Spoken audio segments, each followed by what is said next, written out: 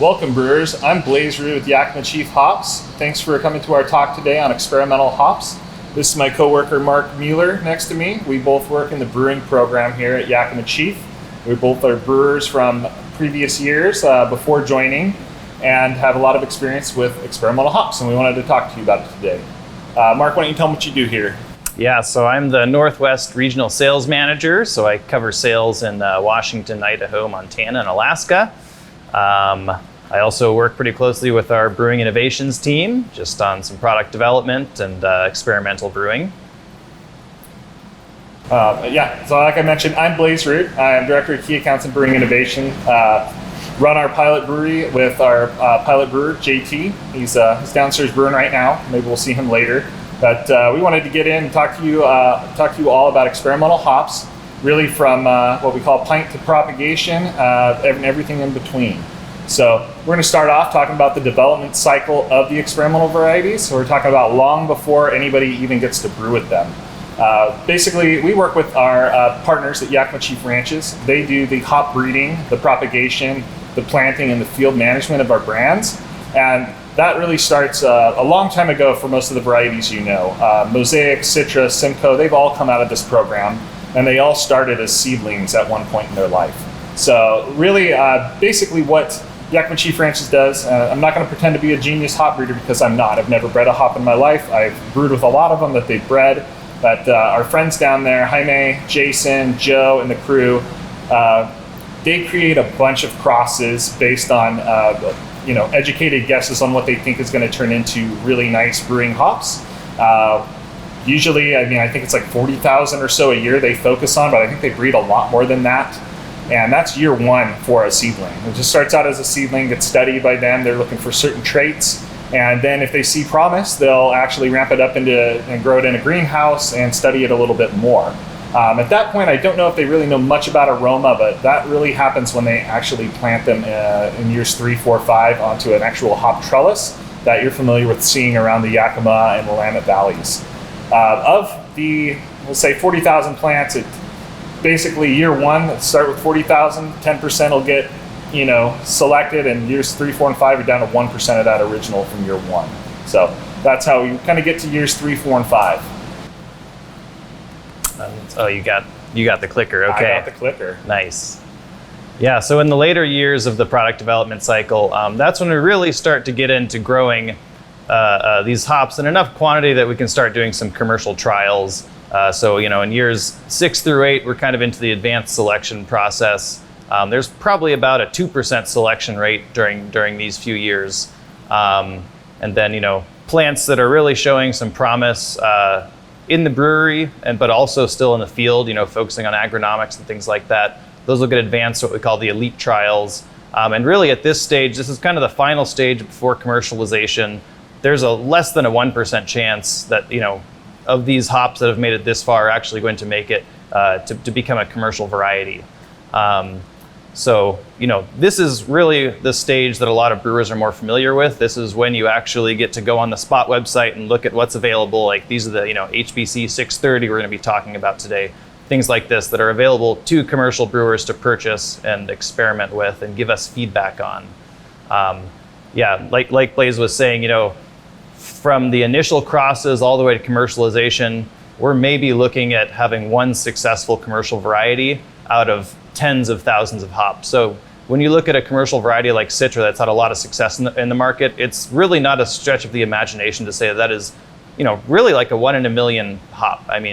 There's so many failed varieties that just never made it there. So yeah. Yeah, and I'll add to that. In the first few years, talk about years 1 through 5, there's really very little brewing that occurs. I think it's around years 4 or 5 where they actually get planted on a trellis, and even with that, yields usually are really small, running on a pilot pellet mill to get some brewing trials and some aromatic properties. But really the first few years that are weed out hops that really aren't going to be viable, aren't going to grow well, they're susceptible to disease or some other reason before they even get to like that advanced selection. But advanced selections, like the soonest we'll really be able to brew with them. And yeah, when it gets to elite trials, like Mark mentioned, they're years 9 through 11. That's when we are actually able to offer some volume to the craft brewing market. And that's when we really want to get feedback from brewers on how their beers are brewed with those hops. Okay, why is hop breeding important? Well, in years past, there was a really big focus on alpha and sustainability, making the most out of the acres that are in the ground. So hop breeding historically, in the earlier years that we have data of and of our company, is really focused on getting high alpha yielding, high volume and weight yielding varieties for global macro alpha demand. So basically, if you have a better yielding with both alpha and weight, you can grow less acres and fulfill that global alpha demand. And why has breeding got even more of a focus lately? Because really IPA drinkers and the consumer has been driving a lot of like really complex, unique varietals. And with that, shift has really went from alpha to aroma varieties. So if you look at the graph on this slide, you'll see kind of how the volume of hops acres-wise has shifted. Really, alpha's staying fairly similar. A lot of the fluctuation in alpha really depends on kind of German crop and demand, and what the price is on alpha. Growers will grow more, but it's stayed relatively consistent.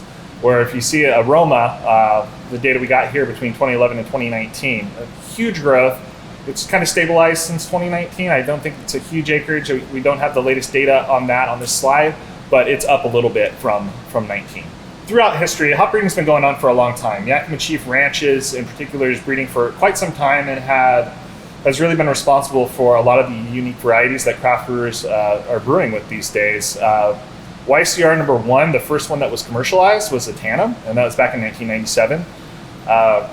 One of my favorite, actually is my favorite hop, really launched in 2000. I didn't use it until 2008, but Simcoe, that's YCR number 14, Palisade in 2003, Citra in 2007, and one unique split there between 2003 and 2007 is when YCR actually merged with Haas's Breeding Company to create Hop Breeding Company. That's a whole different conversation, but Citra is a brand from the HBC program, which is collaboration between Yakima Chief Ranches and Haas's Breeding Company, Hop Breeding Company. Mosaic, Equinaut, Laurel, Sabro, Talus, and Pato all have followed in years since that merger as well. Varieties out of these programs are very impactful, and you see that by looking at this slide. If you look back, even back as far as like 2015, dominant varieties were Cascade, CTZ, Centennial, and Simcoe.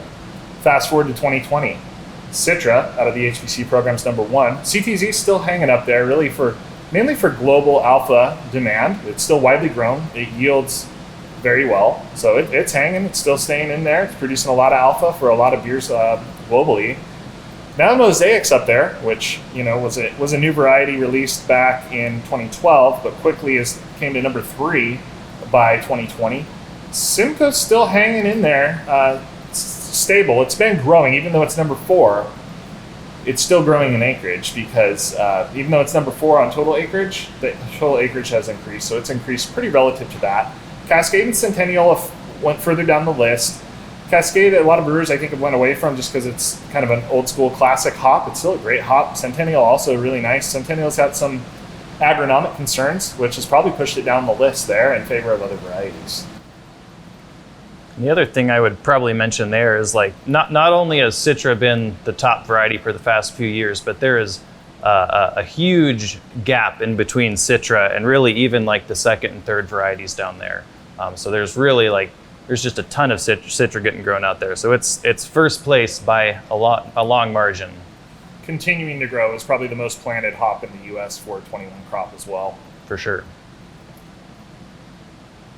All right, I'm gonna let you, Mark, talk about HBC 586. Yeah, so talk about a couple of these experimental HBC varieties in a little bit more detail. So the first one I wanted to talk about was HBC 586. This is a variety that I get a lot of really nice tropical notes from. Pretty distinctive mango note to it. I get that in a lot of the beers that I've tasted with it, not just tropical, but like specifically mango. Nice citrus undertones. We've got this interesting spider chart here, and we could see, kind of in line with that, a big spike in the citrus, and also kind of like some berry notes as well. It's interesting when we're talking about these hops to kind of apply some of the research that we've been doing in the realm of survivable hop compounds and trying to understand, where some of these aromas are coming from and how they impact the finished beer. And so it's worth noting that 586 has a pretty high linalool content, not quite as high as something like Laurel, but definitely, in the upper 10% or so. It's also got a nice diversity of fruity esters, which probably contribute to that spike in berry and stone fruit that we're seeing there. And then just an overall, high survivable content when we're looking at just the general compounds that we typically see survive into finished beer. These spider chart diagrams, this one in particular, I believe was generated from raw hop sensory. So we've got a trained and validated sensory panel that does sensory for all of these varieties. I think we have 10 panelists that do it regularly, or is it more now? I think it's more than that. Yeah. I'm not sure on the exact number. That's a question Okay. for Tessa, but Yeah. we do blind hop sensory as well as beer sensory. This in particular, this chart is based on hop sensory. That comes from blind hop sensory, where panelists go in, they enter their feedback in their own private booth. It's a really sweet setup in the Aroma Dome behind us. I'm going to talk a little bit about HBC 638. I really like this hop. It's a really interesting hop.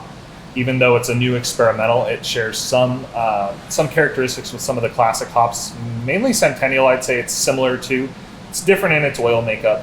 It's really high in geraniol. It's also got a lot of intense fruity esters. So where I would say Centennial classically, it'd have a little bit more pine, a little more citrus. This hop actually has some of that, but really a focus on more like tropical and fruity compounds. So I get a little bit of berry, I get a little bit of just tropical fruit, a little bit of citrus, still a little bit like that herbal grass like Centennial would have, and a nice punch of floral from that geraniol. It's a really interesting new one. I'd say agronomically is more successful and more viable than Centennial. So I think it's a fun one if brewers are interested. We're going to have more of this year, and you can reach out when it's ready and try some as a Centennial sub in your beer. So I think it'd be a really fun, awesome sub for you. Overall, high survivable content, lots of compounds in that oil makeup that translate into finished beer. Then the last variety that we wanted to feature is HBC 630, and to me, the distinctive aroma that I get is kind of a cherry raspberry candy thing. So this hop, we again have this spider chart here, fairly large spike in the berry and stone fruit areas. Got some good like tropical citrus undertones. I think you've referred to it kind of like a dank orange citrus thing going on with it. Yep. And again, kind of looking at the survivable compounds in here, we've got a high fruity ester content. So these are typically low molecular weight esters that, again, present in the hop, survive into the finished beer. And it's also worth noting that, these compounds are also changing during fermentation. So depending on how really any hop, but especially 630 is added to the beer, you're going to get different expressions of these, cherry candy, just generally fruity, the citrus qualities. I would say in general, adding this as a post-firm dry hop, you're going to get a lot more of that kind of ester-driven stone fruit cherry notes. Throwing this in maybe during an active firm dry hop, you might get a little bit different. I don't know if you have any experience with that.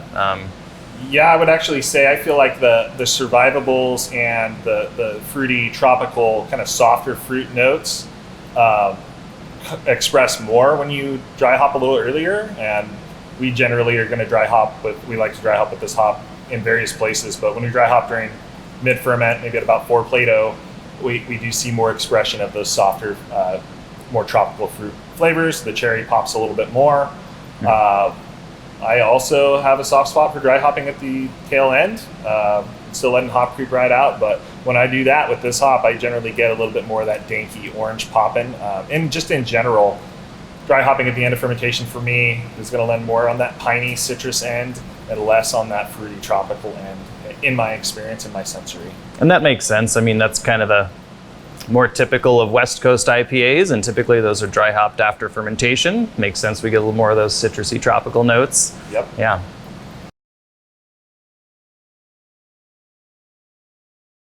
Now that we've given the background on experimental hops, the breeding, where they come from, our partners that help us with that program, now we want to talk about how we use them with brewing and brewing trials. So let's go check out what JT's doing down in the brewery. I'm pretty sure he's making beer happen right now. My name is Jeremy Wattenberg. Everybody calls me JT. I am the brewery manager and sales liaison for Yakima Chief Hops. Welcome to the brewery. Yeah, so I'll kind of show you around. There's not too much. It's a nice little kind of compact room, but we get a lot done through here. We've been pushing a lot through, doing a lot of trials. It's been really, really neat. So we got about a 200 liter brew house, 3-vessel system, all gas powered, down into 1-barrel fermenters. We got 8 of these, so we're usually rocking out about 8 to probably 16 brews, different trials out a week.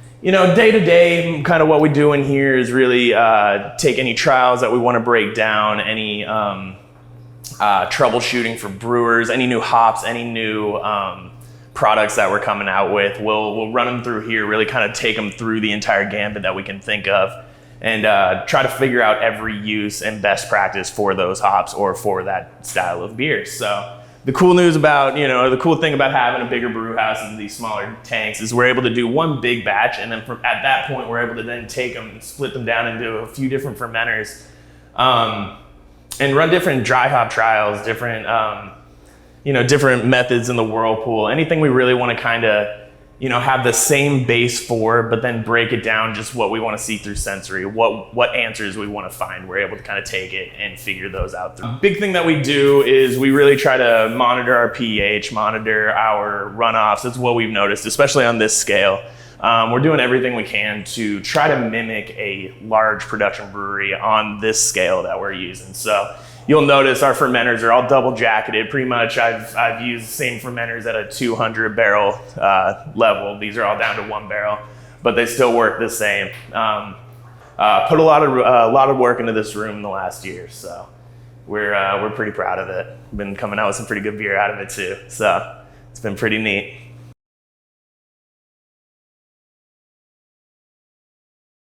We have an approach when we are doing experimental hop brews to really get those hops to express. So I'm going to let Mark talk a little bit about what kind of recipe formulation you should be using when you want to see how a hop works.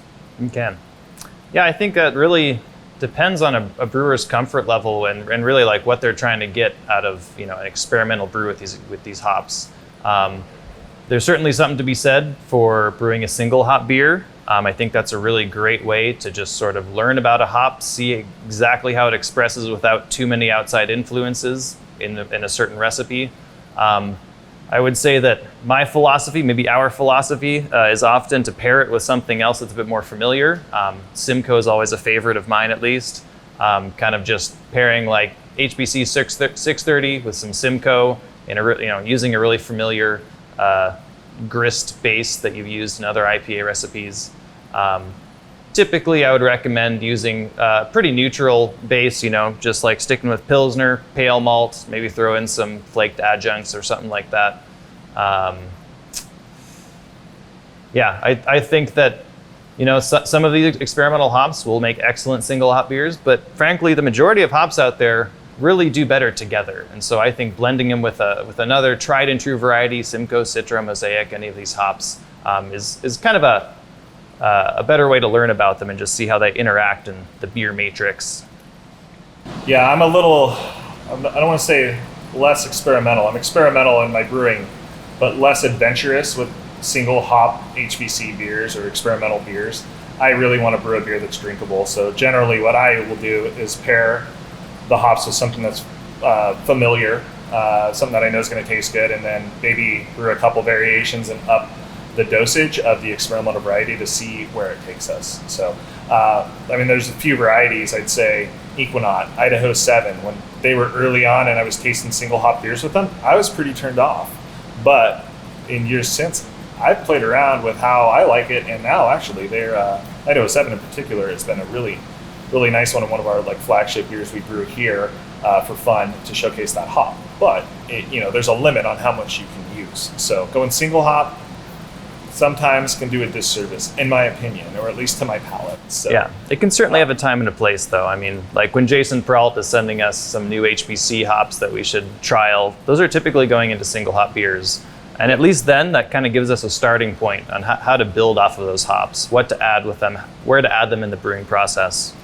Yeah, with so much focus on aroma, we've really went mostly to doing split batches, so hot side the same, and doing a different dry hop trial. And that's yielded a lot of results on how the hops express in dry hopping, not so much on the hot side though. So I guess that's where in our brewery we've done a ton of dry hop trials and had a lot of success doing a split wort from the hot side and then dry hopping completely separate, and that really showcases how they do in that aroma application. One note I will say is, with certain hops, they seem to work in different beers. So when I talk about a base beer for experimentals, we kind of have like a base pale grist bill that we use and a base IPA grist bill. I find generally the bigger, stankier varieties I prefer in a little bit bigger beer, a little higher ABV, maybe a little more body, whereas some of the softer varieties I prefer in a lighter beer. So we do vary gravities and different things with that, but general brewing process is super important to have dialed and consistent if you're going to really gauge what an experimental hop's doing. You got to have your salts right. You got to have your water profile where it needs to be. I like to honestly keep the beers kind of low residual sugar, let them be pretty dry, let the grain bill be very, I don't want to say bland, there needs to be a malt backbone, but not too much complexity there to compete with the hops. You want to know what you're getting from the hops and what you're getting from the grain, so I keep it pretty simple. We generally use 2-row, a little bit of wheat malt, a little bit of flaked wheat for body, but not much more than that. In our brewery, it's small, it's really easy to correct pH with acidulated malt. I like to really keep graininess out of the beer, so I generally run low on my pH as well. But I mean, it's just general brewing process stuff, not just about experimentals, but I think it's important to have that base laid out well if you're gonna, you need that base beer to allow the hops to express. So if your salts are off, if your process is off, if you accidentally mash it 160 Fahrenheit, it's probably not gonna let the hops shine. So all that said, we definitely have a focus on consistent base beers, varying the hops, and then tying that back to the beer sensory and the hop sensory that we got before brewing with it. Sometimes they match, sometimes they're a bit different, and that's a big benefit of doing the experimental brewing, because really, the hops can smell great in the field, but if you can't get that aroma in your beer, maybe that hop isn't what you should be using. Or maybe you'll find something really cool from that hop that you didn't know you were going to get, which we have been using technology to our advantage with the survivable program in theory to see things that are going to come out in the finished beer that you might not smell in sensory. Yeah. And it's also worth noting that, those survivable compounds, that whole sort of theory philosophy, it doesn't necessarily have to do with the overall quality of a hop. It really is more a key into how to use the hop. And so, when you come across a hop like Cascade's probably a good example, just doesn't have a very high survivable content. It doesn't mean it's a bad hop. It just means that it might be a stronger hop to use later in the brewing process in a post-firm dry hop, whereas something like Idaho 7 is like the classic example of an amazing hop to use in the whirlpool, because you're still going to get a lot of really good hop impact, even though you are using it on the hot side. And there's still a lot more, heat, fermentation, lots of processes that might otherwise kind of diminish a hop's aroma. Idaho 7 can still be there and survive to the finished beer. I guess maybe the other thing I'll kind of note is, the best way to brew with an experimental hop is really going to vary from brewer to brewer. These are our preferred methods, but I think, overall, the best thing to do is to stick with a grain bill that you are familiar with, that you use in your core IPAs. Stick with a hopping profile that you're already familiar with, and that's really how you're going to best learn about these hops.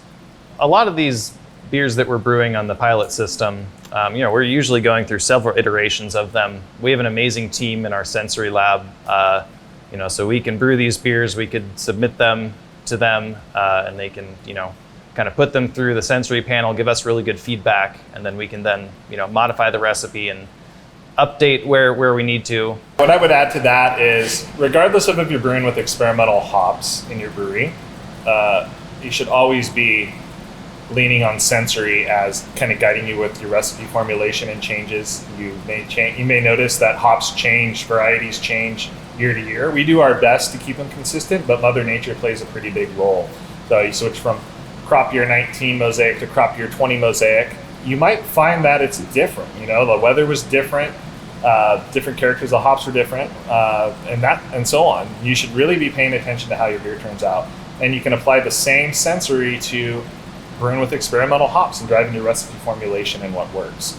So, what we do is we brew the beers. We do our best to brew them with the best quality, lowest oxygen, get them to our sensory team for analysis. We do have some additional tools. Pat and the mad scientist team downstairs can give us even more data that most brewers can't get, because we have advanced instruments and different things to see analytically how the hop's expressed. And I still think sensory is definitely king when it comes to recipe formulation. Brew the beer, you taste it, you want to change it.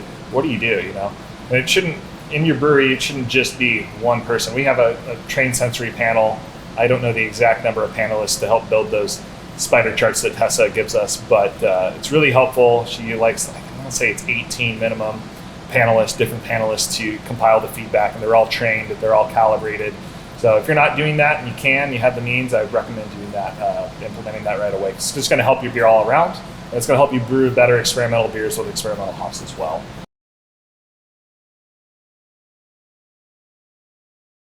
COVID-19, March of 2020, I think Mark and I were up in the mountains, sheltering, riding bikes, and we decided we're not getting these experimental hops to brewers or sharing the beers that we brew with them enough. So we brainstormed a new program called EXP Beers. We worked with our awesome marketing team here to get that program. It's still kind of early on, but really the theory behind that is we brew the beers here, we get sensory from our team.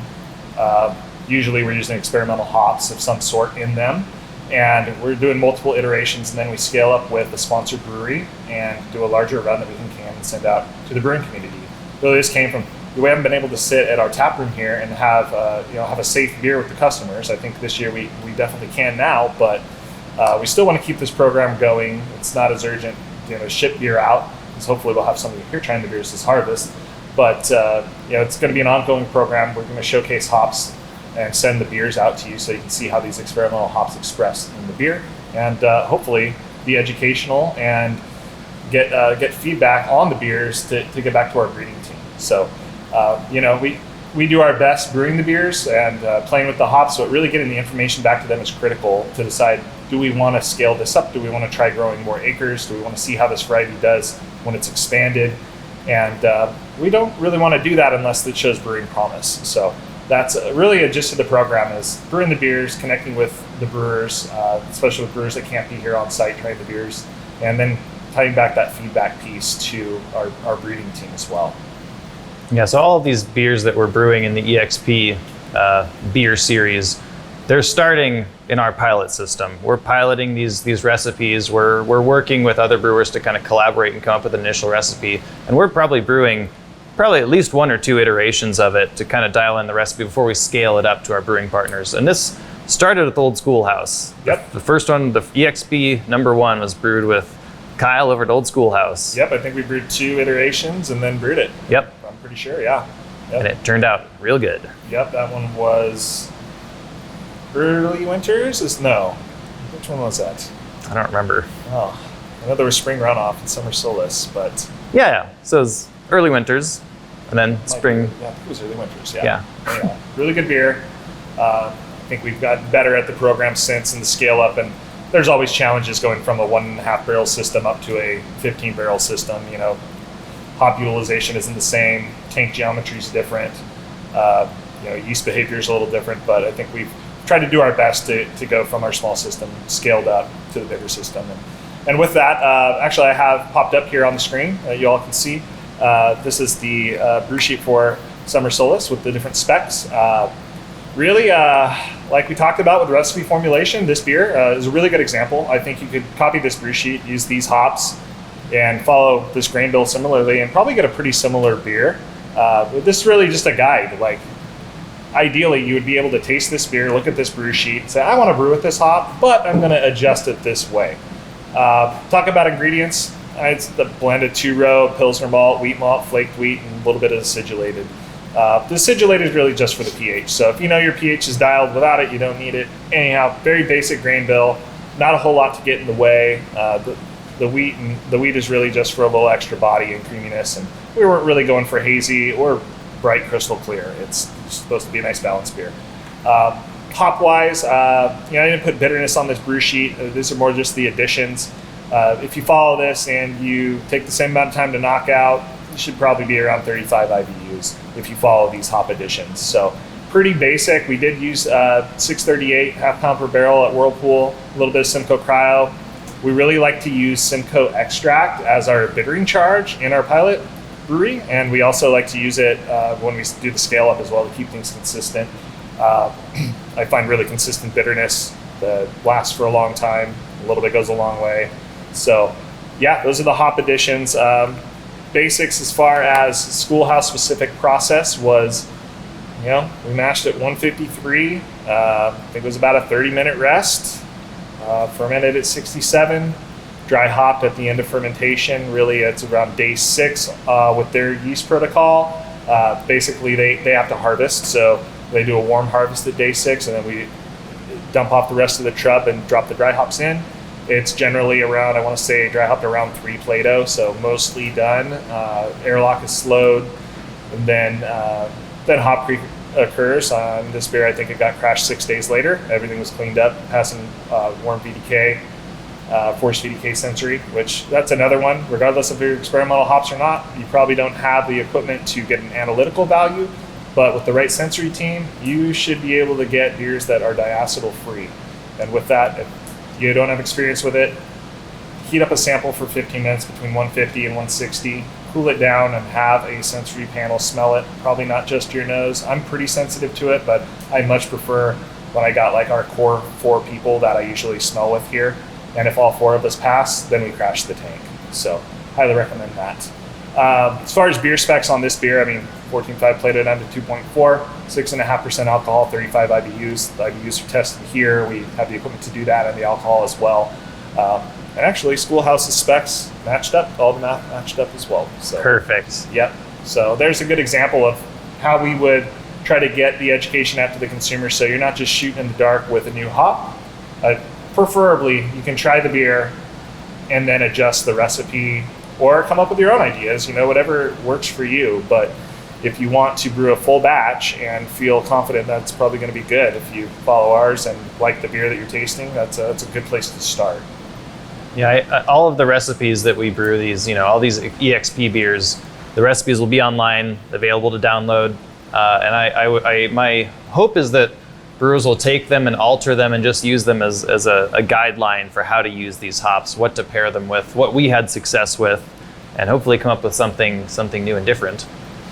Yeah, back to my early days of brewing, when I was at Schoolhouse just starting, didn't know what I was doing in 2008, I got a lot of info from the brewing community on where to start with the base pale ale and then make it my own, and really helpful. So that's what we're trying to do here. Yeah.